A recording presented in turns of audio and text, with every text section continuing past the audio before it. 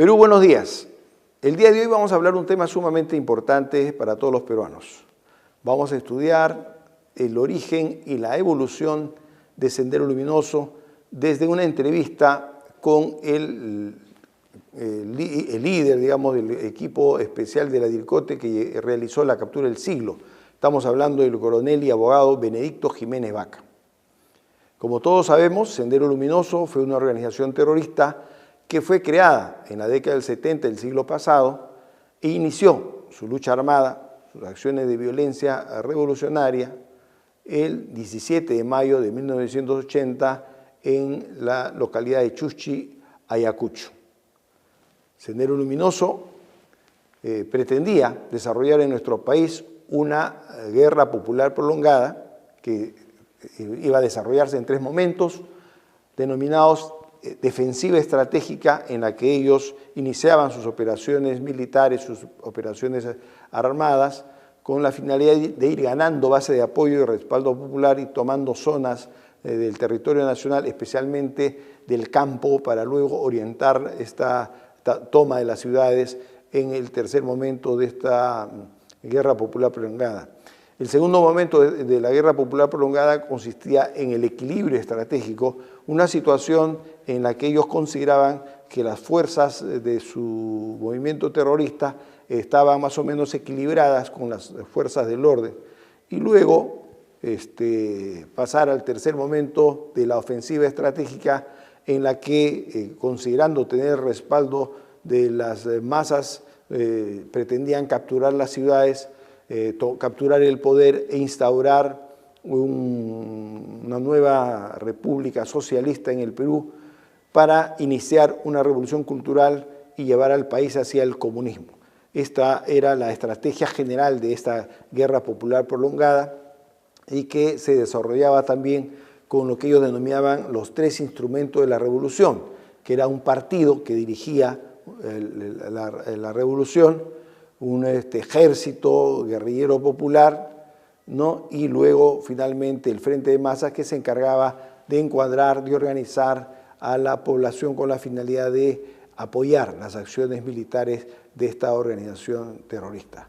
Sendero Luminoso causó miles de víctimas, especialmente en las zonas rurales, y atentados de sabotaje contra instalaciones de infraestructura del Estado, puentes, torres de alta tensión, centrales hidroeléctricas, etc. Y asimismo practicó aniquilamiento selectivo a muchas autoridades y fuerzas del orden. Las fuerzas del orden del Perú lograron la captura de su líder el 11 de septiembre de 1992 y a partir de ese momento esta organización terrorista sufrió un duro revés de la que no se ha recuperado hasta el momento, donde persisten algunos remanentes que están siendo combatidos por la DIRCOTE y la Fuerza del Orden, especialmente en la zona del BRAE. Para hablar de estos y otros temas, tenemos a nuestro invitado el día de hoy, el coronel Benedicto Jiménez Vaca, que además es abogado y es el autor de la captura del siglo. Vamos a conversar con él sobre temas sumamente importantes de la historia, de la evolución de Sendero Luminoso. Coronel Jiménez. ¿Cómo está? Buenos días. Buenos días. ¿Podría usted explicarnos cómo es que surge, cómo se da el origen de Sendero Luminoso en el Perú? Sendero Luminoso tiene su propia historiografía partidaria. Ellos han hecho sus etapas, todo. Empiezan el año 62, cuando Guzmán llega de Arequipa a trabajar a la Universidad San Cristóbal de Huamanga, contratado por Efraín Morote Vez, que es el papá de los Morotes, un tipo que había sido nombrado rector en base apoyado por la Federación de Estudiantes Revolucionarios, ¿no? Y llega Guzmán como catedrático y él crea un comité regional, José Carlos Mariátegui, que viene a ser la creación de la facción roja, que le llaman. Desde ahí empieza Sendero y después todo se va desenvolviendo a través de lo que ellos llaman construcción del partido, constitución del Partido Comunista y la reconstitución del partido, retomando el camino de Mariátegui. Entonces, toda esa década del 60 es para justamente reconstituir el partido. Y justo en esa década viaja a China Guzmán, el año 65, donde está en la Escuela Política Militar de Pekín. Está 6 meses, aprende todo lo necesario de la parte ideológica política del maoísmo, ¿no? Y regresa, cuando regresa, impulsa el trabajo de masas, hasta que se da la primera, hablemos así, la primera división del Partido Comunista Peruano se da el 64, cuando llegan las ideas de Mao Zedong, y se dividen en los pro-chinos y los pro-rusos, porque ya había ido un tal José Sotomayor, también del Partido Comunista, había viajado a China, y él es el que trae las ideas, pensamiento Mao Zedong, o sea, antes de que viaje Guzmán. Pero en el 64 se da la división, entonces se divide los pro-chinos y los pro-cubanos o rusos. Uno crea el Partido Comunista Peruano Bandera Roja, liderado por Saturnino Paredes, Macedo y Guzmán, y el otro es el Partido Comunista Peruano Unidad, liderado por Jorge del Prado. Esa es la primera división del Partido Comunista Peruano. Luego la otra... Estamos hablando de que la división del Partido Comunista Peruano se da porque hay dos corrientes ideológicas, filosóficas, el marxismo-leninismo y el marxismo-leninismo-maoísmo. Maoísmo, y habían 2 vías o caminos, ¿no? La vía violenta de llegar al poder a través de la guerra popular. La guerra popular prolongada. Sí, y la otra vía era más electorera, ¿no? Que ellos le llamaban la vía pacífica, que no querían saber nada con guerras y nada. Entonces, por eso es que se dividen. O sea, esa es la primera división. La otra división se da ya en el seno mismo del Partido Comunista Peruano Bandera Roja, en inicio del año 70. Sí, estamos hablando ya de la facción maoísta. Maoísta, sí. De los que creían en la violencia revolucionaria como medio para llevar a cabo su transformación, su revolución comunista, ¿no? La idea era tomar el poder teniendo como base los campesinos, dirigidos por el proletariado, de cercar el camino del campo. Eso es lo que planteaba este Partido Comunista Peruano Bandera Roja. Cuando se da la división, ya se separa a Guzmán de Saturnino Paredes y recién empieza ya la etapa de impulsar, de aplicar la reconstitución, ¿no? Que significaba preparar todo para el inicio de la lucha armada que se dio el 80. Estamos hablando del 70, o sea, el Sendero ha tenido prácticamente 70, casi toda una década de preparación para el inicio de la lucha armada. Una preparación política, ideológica, captando cuadros y para organizar el partido. Con lucha de 2 líneas le llaman ellos, ¿no? Habían una lucha fuerte, pues le llamaban los revisionistas, aquellos que no querían saber nada con la guerra popular, querían irse por el camino electorero de las elecciones. La línea liquidacionista de derecha, la línea liquidacionista de izquierda, que atacaban a Guzmán, a su pensamiento también, porque en esa época Guzmán tenía el seudónimo de camarada Álvaro. Cuando regresa a China se puso como camarada Álvaro. Estamos hablando que dentro de los embriones, del origen del Sendero Luminoso, cuando los comunistas en el Perú optaban entre 2 vías, la vía violenta y la vía pacífica, y a Guzmán se reúne, se pega más se afilia con aquellos que tenían esa visión más violenta, a la que se le conoce como la facción pequinesa, ¿no? Sí, O maoísta. efectivamente. La otra Entonces, era bolchevique. allí se junta primero con el Partido Comunista Bandera Roja, y luego allí mismo Guzmán también es combatido, digamos, ideológicamente, y aquellos que son más radicales se van conformando una nueva organización. Y es el origen de Sendero Luminoso, cuando se da esa lucha de dos líneas que mencionas, ¿no? Sí. En la que, digamos, se va decantando y cada uno de los militantes va afiliándose a la línea que considera que va de acuerdo a sus ideales.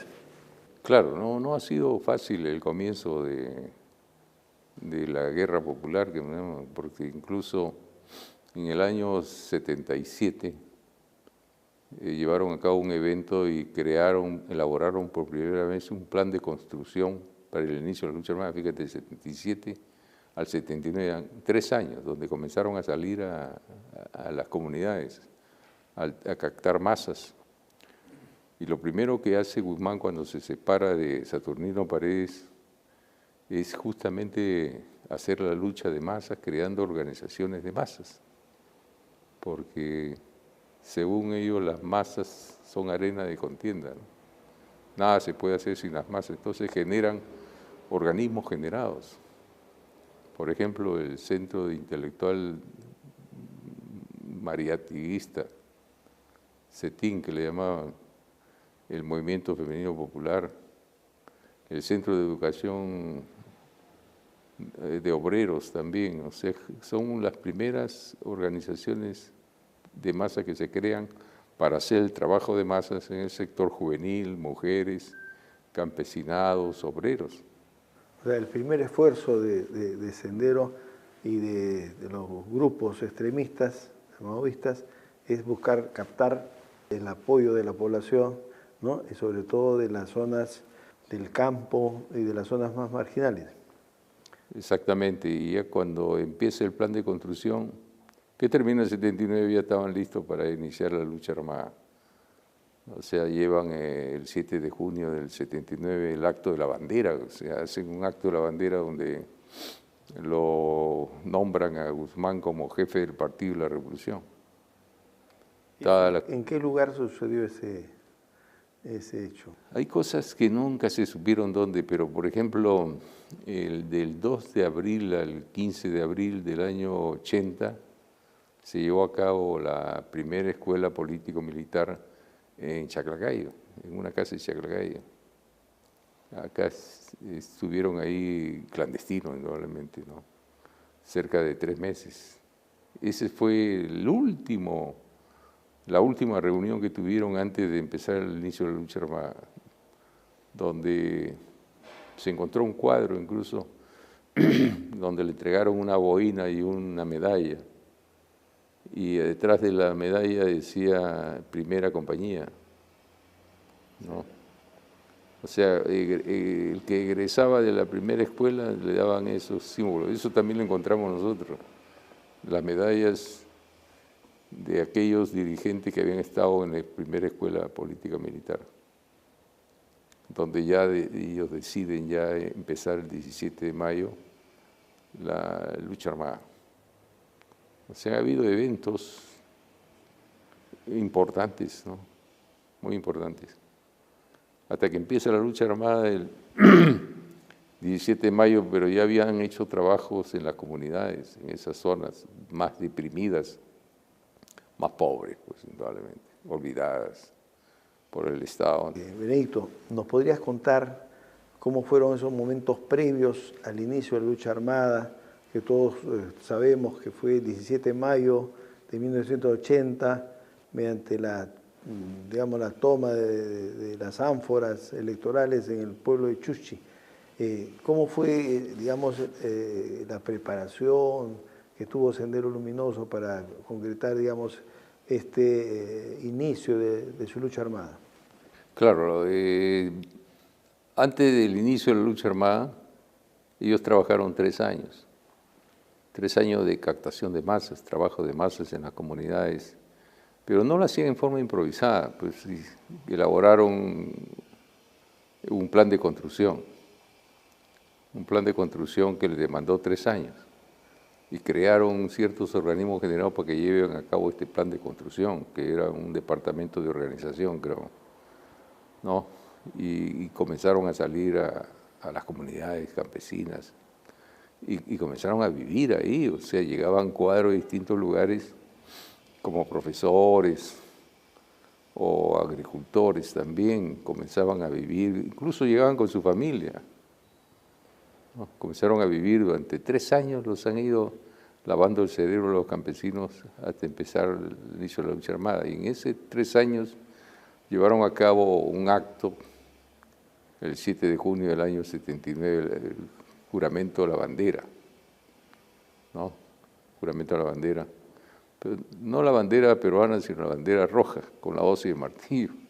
O sea, cambiaron la bandera peruana por la bandera de ellos. Oye. Claro, y llevaron a cabo la escuela político-militar en abril del año 80 ya, hasta que se dio el inicio de la lucha armada, ¿no? Y de ahí tuvimos pues toda una década de acciones militares. O sea, podemos nosotros, de lo que nos estás contando, deducir de que hubo un trabajo político, un trabajo de adoctrinamiento, una primera escuela militar, ¿no? Una primera compañía que ya se había preparado para acciones militares, acciones de violencia, y que luego de 3 años de trabajo intenso, ¿no? Inclusive con desplazamiento de senderistas a estas zonas alejadas de Ayacucho, es que se dio inicio a la lucha armada. Claro, y en Sendero no hay nada improvisado, ¿no? Todo obedece a planes, hasta ahora.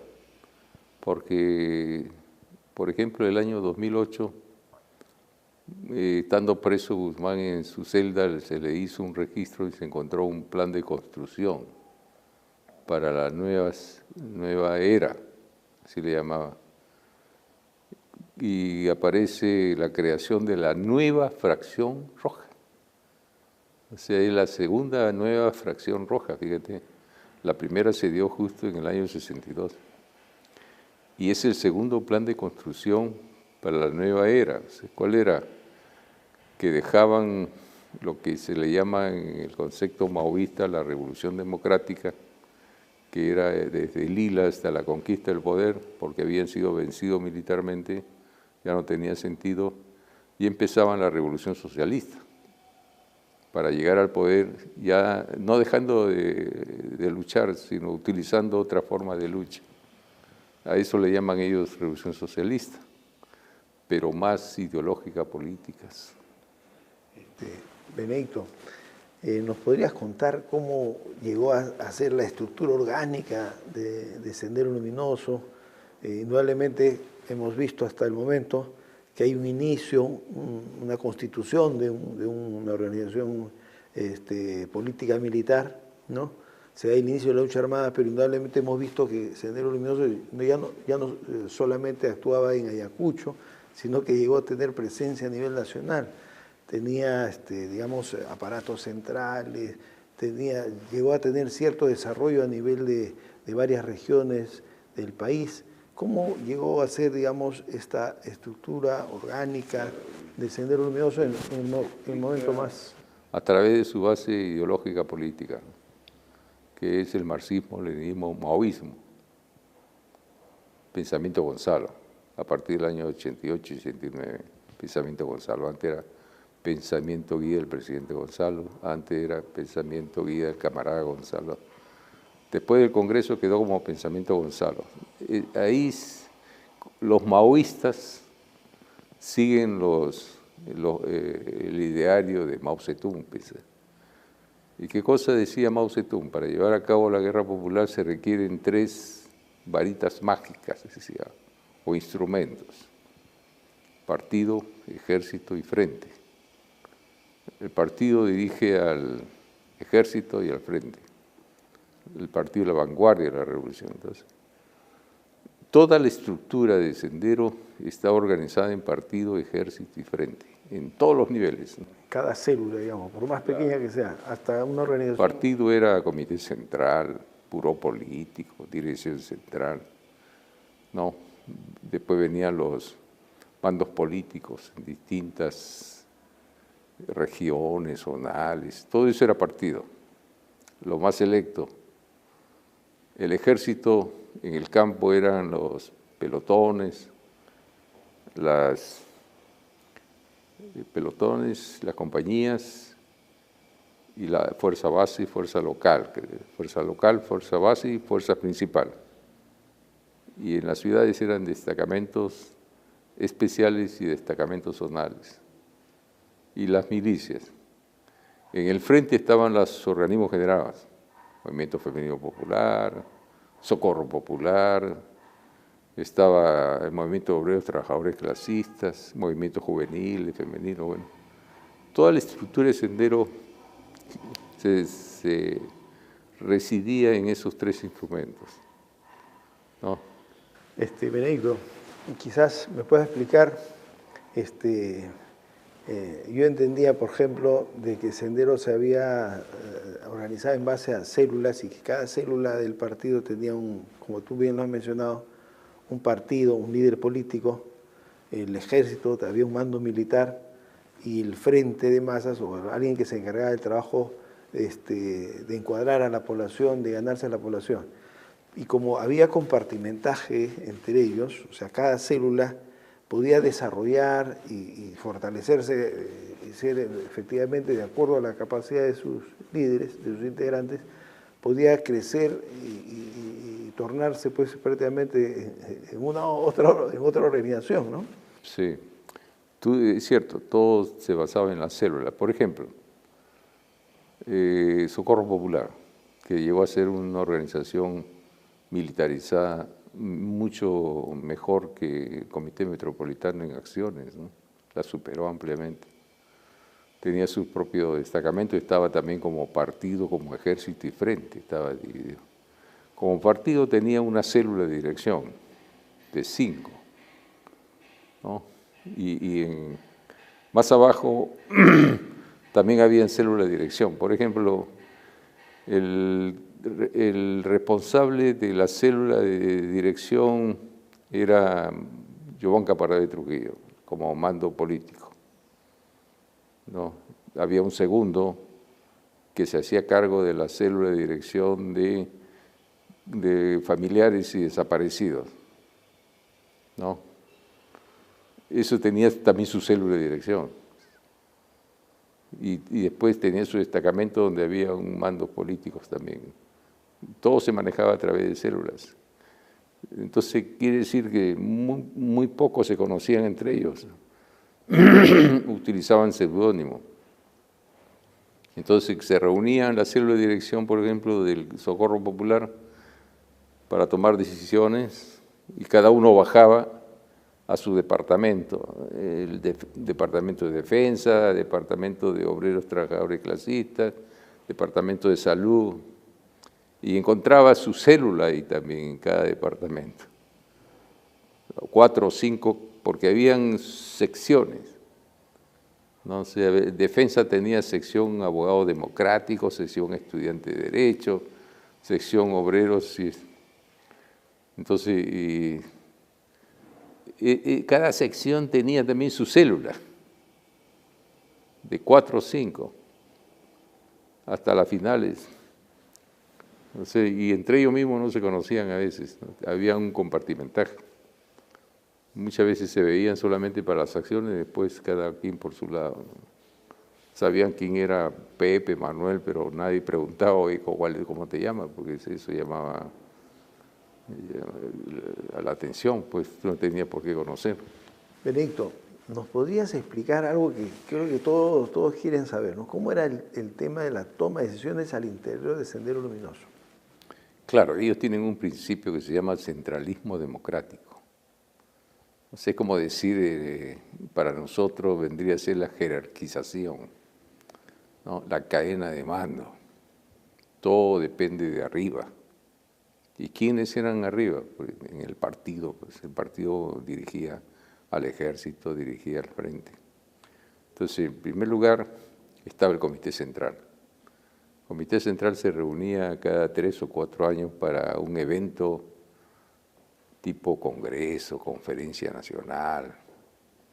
Y el más importante evento estaba el Comité Central, que eran 19 miembros titulares, 3 suplentes y 3 candidatos. En total eran 25 más o menos. Entonces se reunían cada 3 años, 4 años. Mientras no se reunía, lo que funcionaba era la dirección central, que eran 2 nada más. Era Guzmán y la Elena Iparraguirre, camarada Miriam. O sea, los 2 tenían la dirección operativa. Mientras no se junte, se tome acuerdo Comité Central, ellos eran los que dirigían prácticamente todo. Después había el Buró Político, que eran los 5 primeros del Comité Central, ¿no? Para la toma de decisiones también en aspectos más ideológico-políticos, ¿no? Y después ya venían los mandos políticos en cada zona. Por ejemplo, si hablamos de un Comité Central, Comité Regional del Norte, ¿no? O sea, que los 2 primeros estaban en el Comité Central. Era Osmán Morotti Barronuevo, Nicolás y Margot Liendo Gil, Noemí creo que eran los 2 primeros. Estaban en el Comité Central.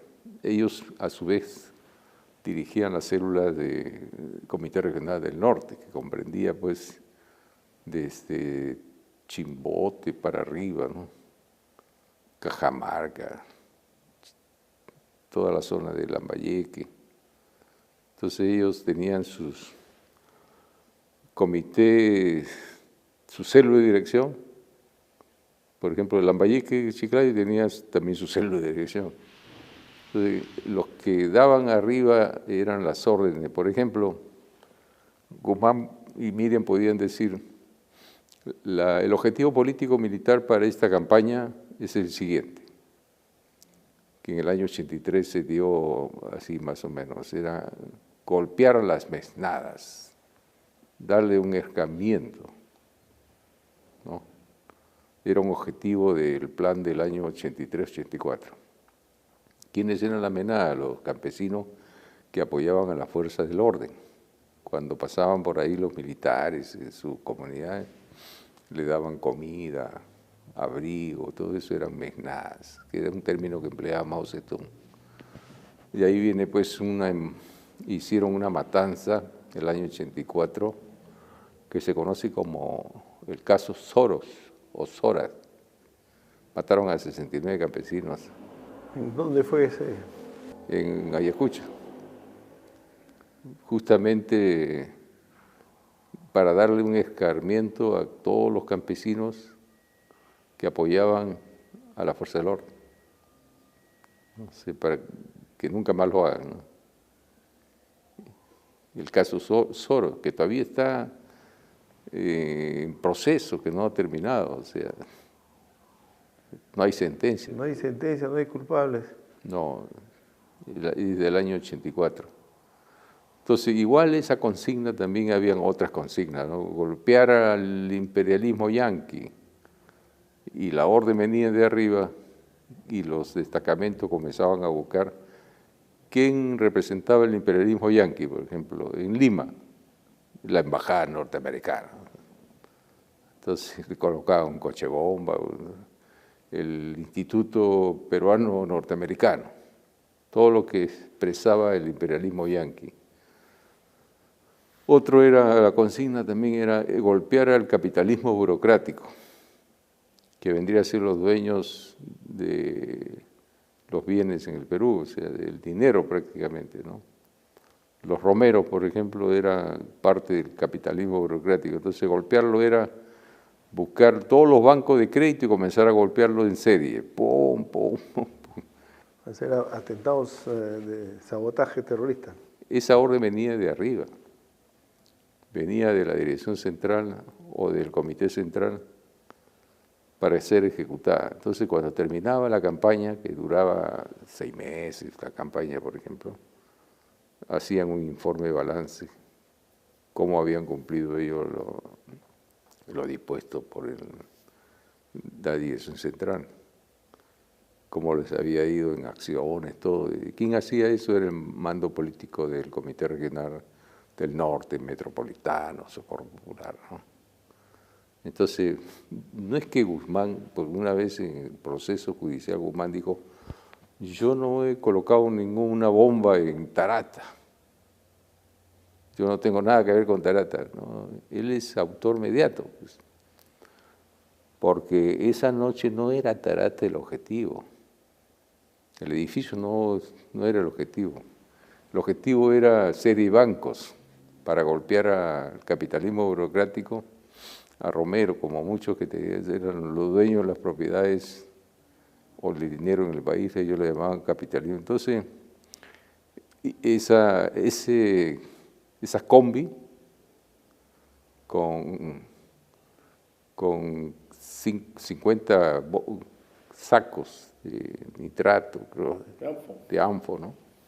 Nitrato más dinamita, iba justamente a uno de los bancos y se malogra. Y el guachimán del edificio, ¡oh, están robándose una combi! Comienza a gritar. Y le sueltan, porque ya estaba prendido el motor, sueltan la combi comienza a girar y ¡pum!, se estaciona ahí. Y explosiona ahí. Fue un daño colateral, ¿no? Por eso que Guzmán decía, yo no tengo nada que ver con el atentado a Tarata, decía.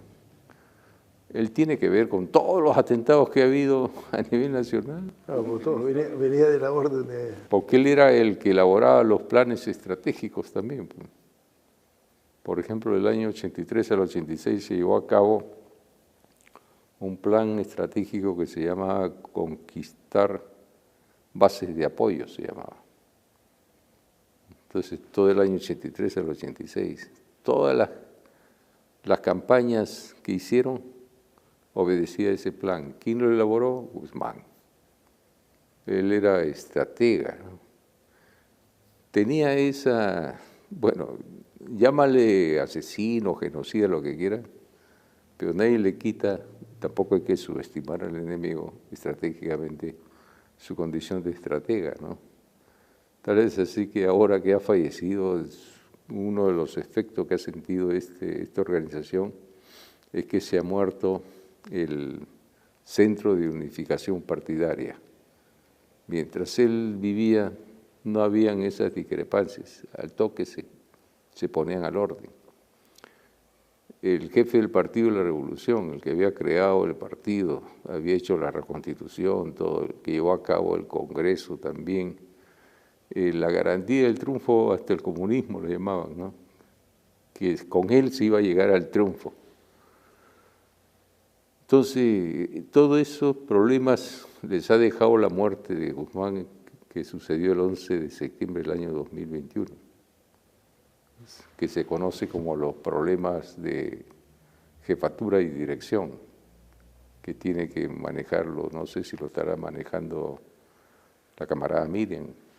Claro, lo importante que es dar golpe a las cabezas de las organizaciones criminales, porque en cierto modo, como tú bien lo has mencionado, conformar una organización política tiene sus problemas, ¿no?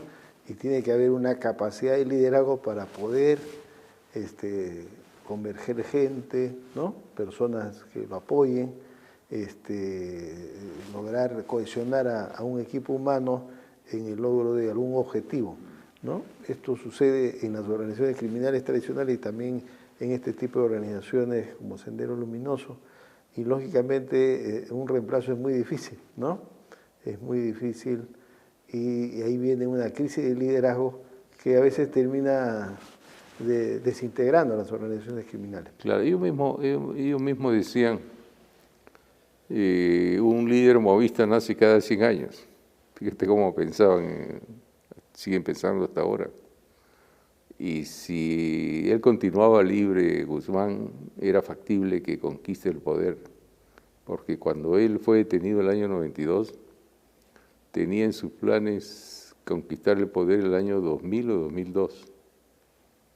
y tenía casi presencia en el 60% a nivel nacional y había arrinconado la democracia prácticamente. Ya no era viable, la gente se iba al extranjero, los inversionistas no querían saber nada. Entonces, si no caía, era factible que él pueda llegar a conquistar el poder. Todos los líderes maoístas que existieron, todos conquistaron el poder porque son como semidioses. Así los consideran ellos. O sea, su palabra era ley. Lo obedecían a rajatabla y daban la vida por él. Por eso digamos, la importancia de esa captura de Miguel Guzmán Reynoso el año 92, ¿no? Y que indudablemente cambió el destino del país, ¿no? Del Perú, y que, bueno, ya corresponde a las nuevas generaciones de peruanos enrumbar ese desarrollo del país hacia un buen puerto. Esperemos que los políticos estén a la altura y que no defrauden las esperanzas de toda la nación. Benedicto, nosotros sabemos la tremenda importancia de los efectos de la captura de Abimael. Yo creo que todo el mundo es consciente de que el país dio un giro digamos, en el camino que venía caminando, ¿no? Y que hoy en día ya los destinos del país están en manos de nosotros. Nos gustaría saber qué hechos recuerdas tú, hechos de violencia extrema, hechos cruentos, que cometió Sendero Luminoso dentro del periodo de su lucha armada, desde que inició hasta el momento, que tú recuerdes, que puedas destacar.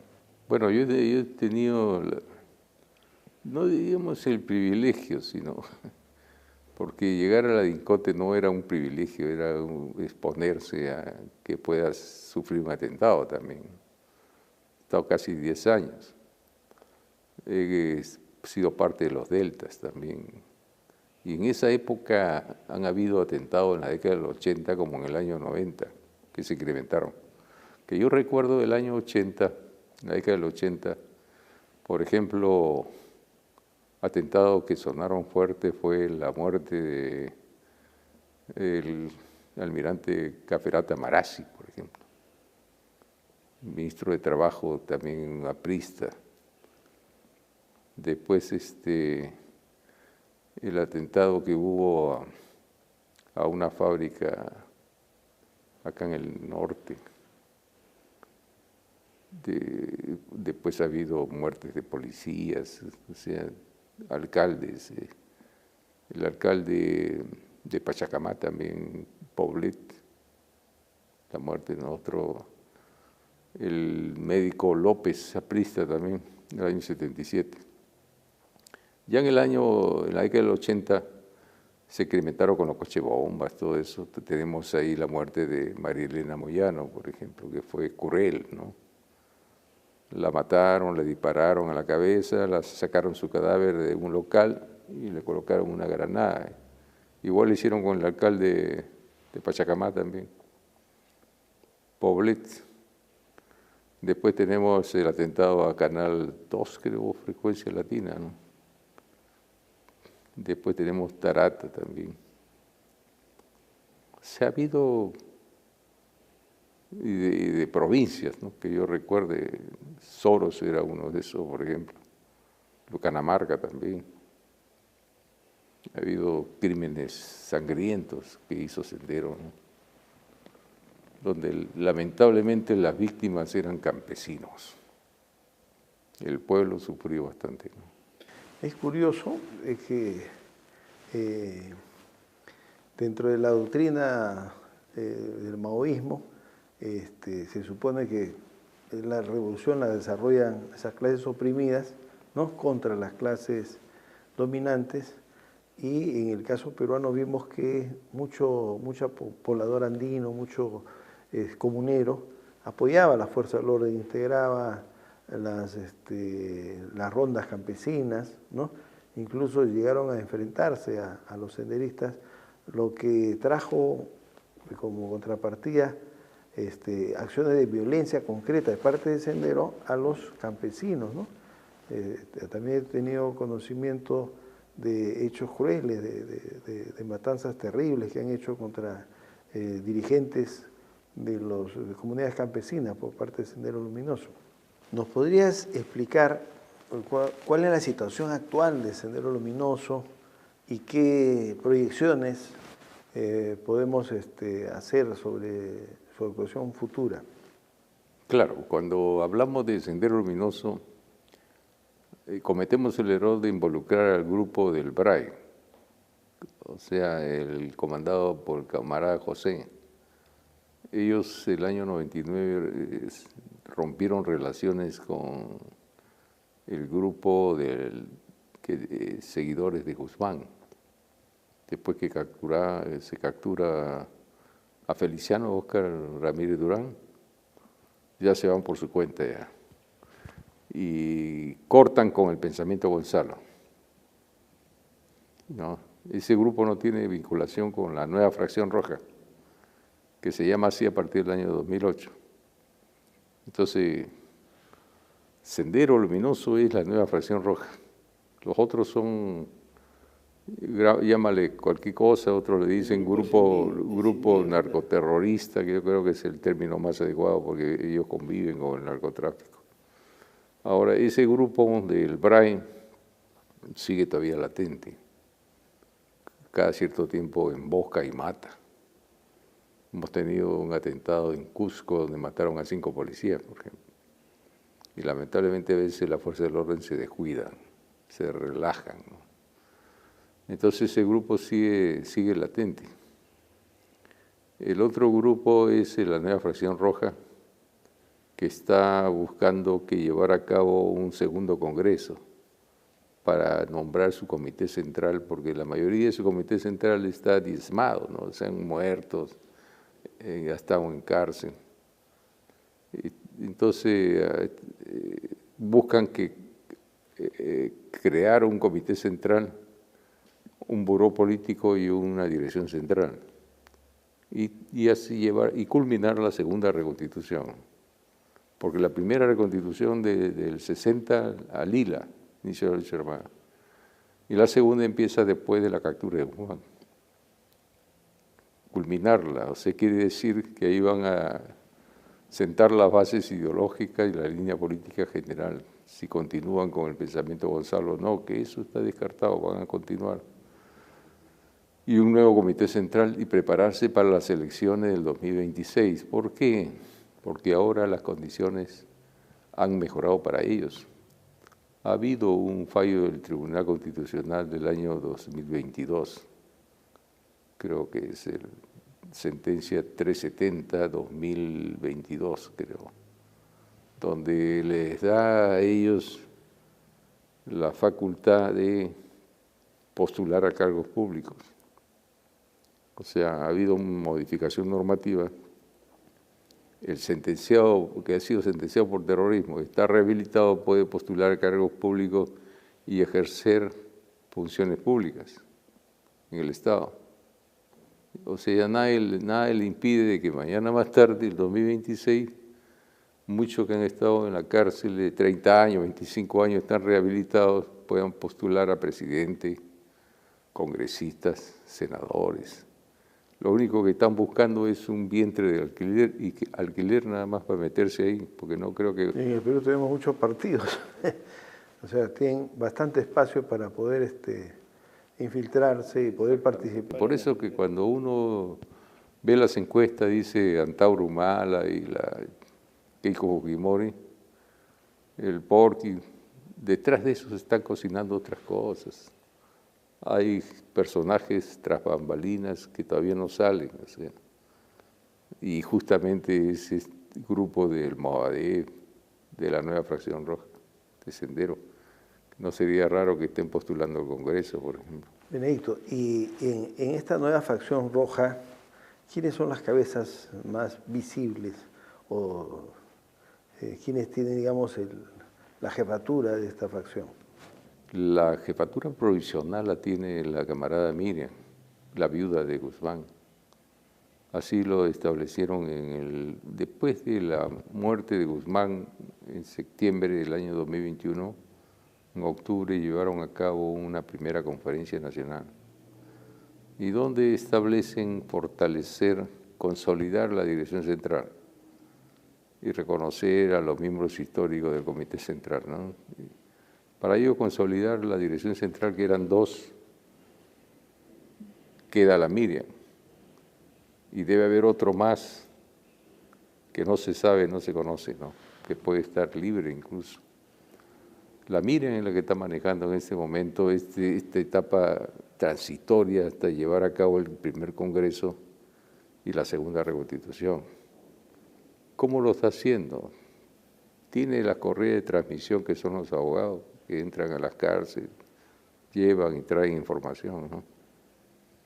Pero está en capacidad de solucionar los problemas de jefatura y dirección que le ha dejado Guzmán con su muerte. Estando presa estaba limitada, pero no es nada imposible, porque ella, cuando estaban en plena guerra, ella era la ejecutiva prácticamente. Guzmán se dedicaba a elaborar la ideología, la política, el pensamiento de Gonzalo, el maoísmo, todo. Cuando llegaban los informes del Comité Regional del Norte, las zonales, todo, la Miriam corregía, reorientaba. O sea, ella era prácticamente que manejaba el partido, el ejército, todo el frente también. O sea, tiene capacidad para eso. Entonces, no la subestimemos. Benedicto, mucho se comenta sobre la vinculación del Movadef con Sendero Luminoso. ¿Qué nos puedes comentar al respecto? El Movadef es Movimiento de Amnistía y Derechos Fundamentales, ese es su nombre, ¿no? Aparece el año 2009, aparece justamente con este plan de construcción de 2008, así como apareció el Departamento de Organización con el primer plan de construcción en el año 77 para los preparativos del inicio de la lucha armada, porque ese Departamento de Organización se dedicó a llevar a cabo el plan de construcción.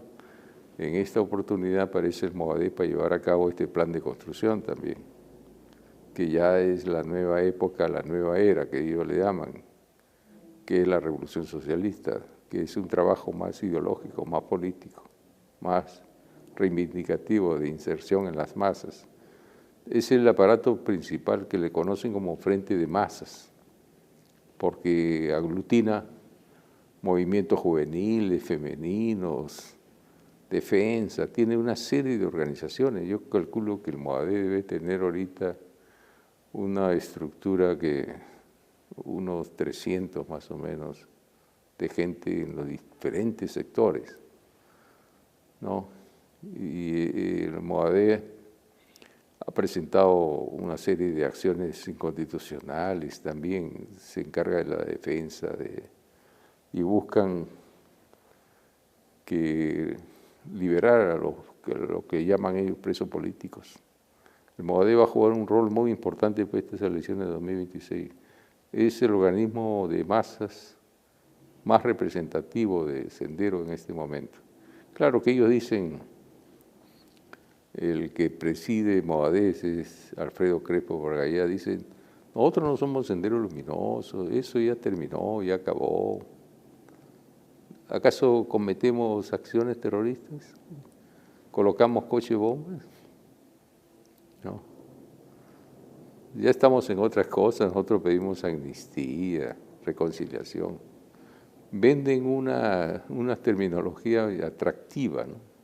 Porque la gente dice, pero si quieren amnistía, denle amnistía, denle reconciliación, ¿no?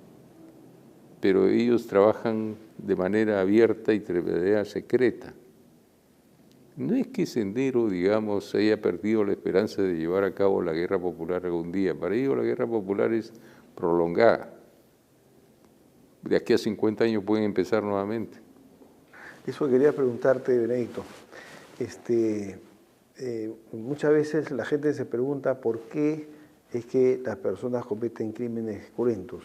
¿Por qué hay personas que abrazan ciertos ideales y creen que pueden matar a cualquiera con la finalidad de tomar el poder y hacer los cambios que ellos consideran que se debe hacer. O sea, ¿qué lleva a las personas a comunes y corrientes, ¿no?, a abrazar este tipo de ideales o de ideologías y luego a concretar acciones de violencia, de muerte, de asesinato, de atentados? Sí, claro. ¿Y cómo es que pueden hacer? Tienen dos justificaciones. Una es la base ideológica política y la otra es lo que le llaman ellos la línea política general, que son las líneas directrices para conquistar el poder, o sea, a través de la lucha de clases. Esa línea política general tiene 5 líneas: línea internacional, línea militar, línea de construcción, línea de masas, línea de... Bueno, son 4 o 5 líneas. En la línea militar están justamente las formas de acciones, que son 4. Acciones guerrilleras, la otra es el sabotaje, el aniquilamiento selectivo y la agitación y propaganda. Aniquilamiento selectivo es una parte de las formas de lucha que ellos tienen. Aniquilar al enemigo.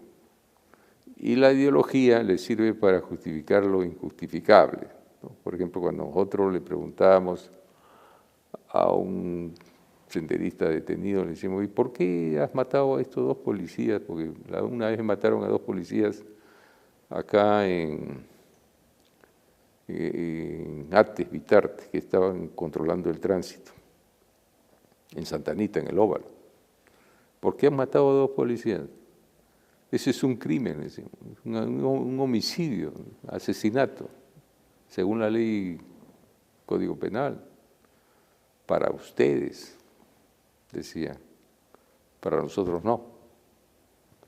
Para ellos eran una aplicación de un principio de la guerra popular. ¿Cuál era? Para conservar nuestras fuerzas hay que vencer la fuerza del enemigo. Nosotros aplicamos solamente un principio de la guerra, decía. Con eso su conciencia quedaba tranquila, ¿no? Porque ya no era un crimen para ellos, no era un asesinato, era aplicación del principio de la guerra popular. Así es lamentable ver que las personas justifican acciones horrendas bajo ideologías que no tienen ninguna prueba científica, pero que sí alivian, digamos, su conciencia para no sentirse mal por aquellos crímenes horrendos que cometieron. Lo que necesitamos es más buenos detectives, como el caso de tu persona. Muchas gracias, Benedicto, por habernos acompañado el día de hoy. Esperamos tenerte pronto en otra sesión. Muchas gracias, Benedicto, por tu visita. Gracias por la invitación, muy amable.